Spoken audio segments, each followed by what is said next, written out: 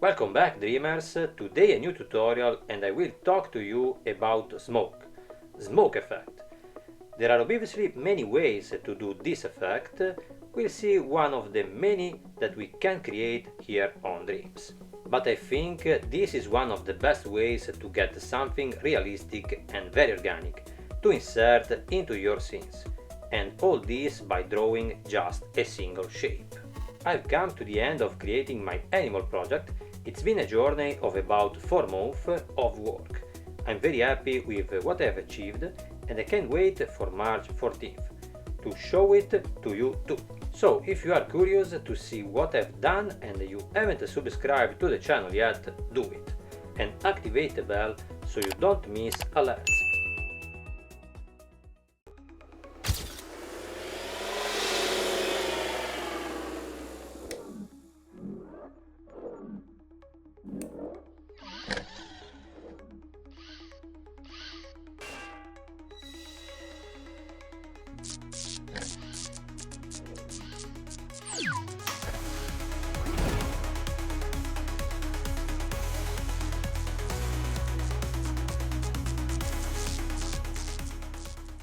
Let's start right away with today's tutorial. I'll show you how I made it and obviously we'll do it again together. I'm going to zoom in on the timeline a bit and I find this group, smoke. Inside it, well, there are a lot of layers and tracks. A real mess. But don't worry because even if there are many layers and tracks, the drawing is only one. Let's hide this mess now because we're going to make another one together. Are you ready? First I add a new drawing directly. If you wanted to know how I drew the background, let me know in the comments. It might be interesting a tutorial on this.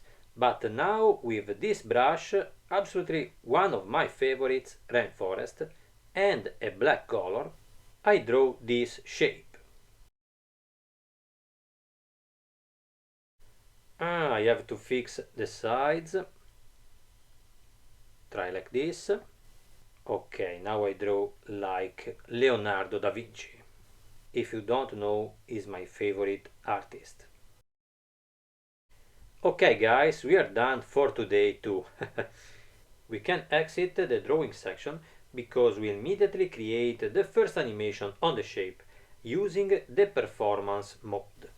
I want to add a resizing animation and for it to work I first need to add a keyframe at the beginning of the timeline with a move and scale tool. I go back to the performance mode and I make this animation with this precise movement. The resizing movement will slowly enlarge the shape as if the smoke cloud were getting bigger. For the timing we should keep it around 10 seconds. Pay close attention to the gesture I make. You see how I slowly enlarge the shape?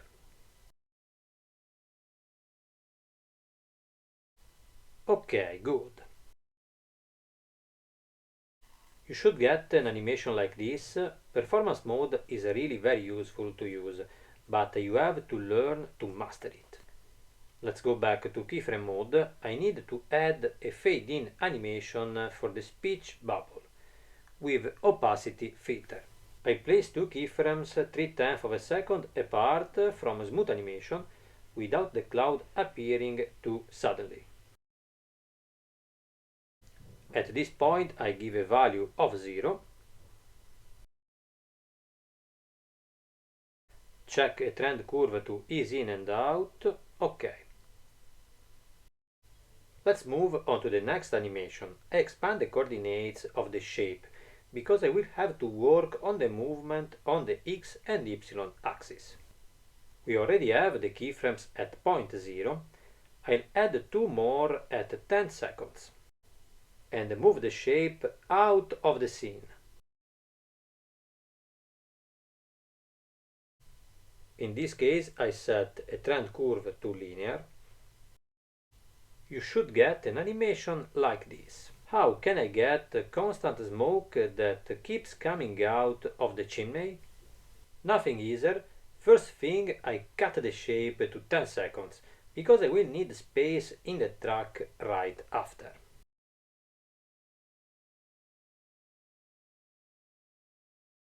Delete this part. Make sure the track ends to 10 seconds. Duplicate the shape up. Now I will have to move the new shape 5/10 of a second farther in the timeline.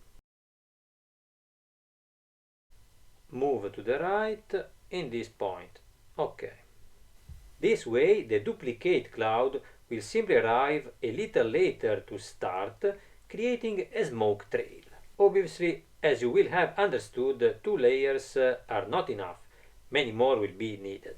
I repeat this procedure until I get to a point where I have a cloud that starts its animation exactly 10 seconds after.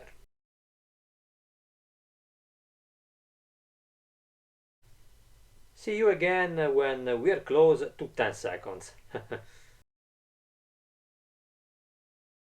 Here we are, adding the last layer, which starts right from 10 seconds.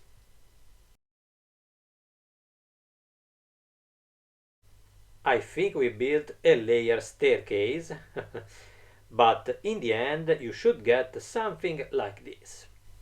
Now we can proceed because I want the animation to be constant for the entire duration of the scene.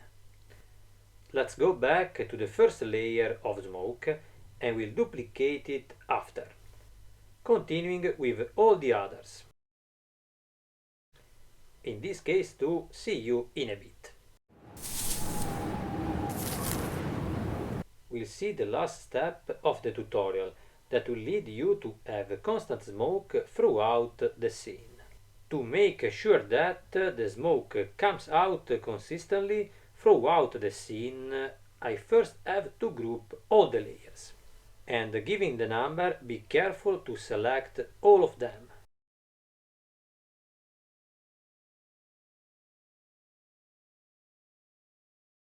Now group.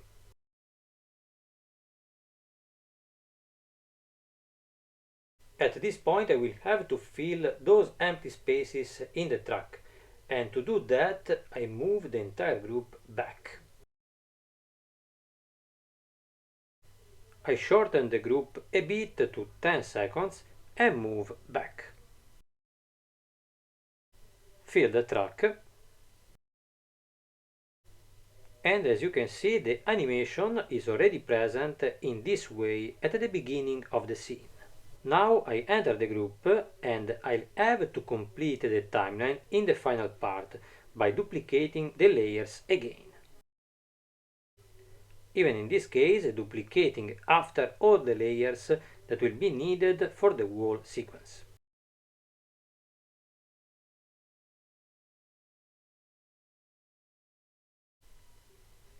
And finally, the result. I think I need to move the whole group down a bit. Resize a bit and move down. OK.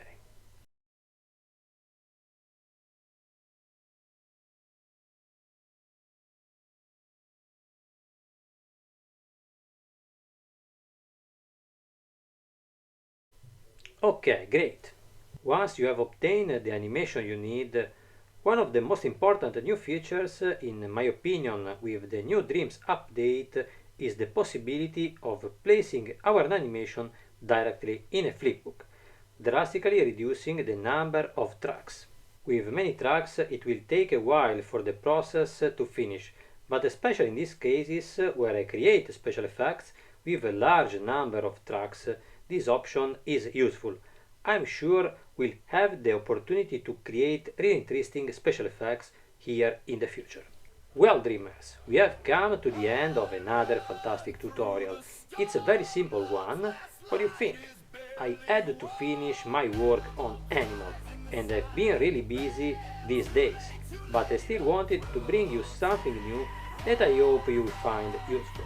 I remind you of the appointment on March 14th, which will finally see the release of my latest short film.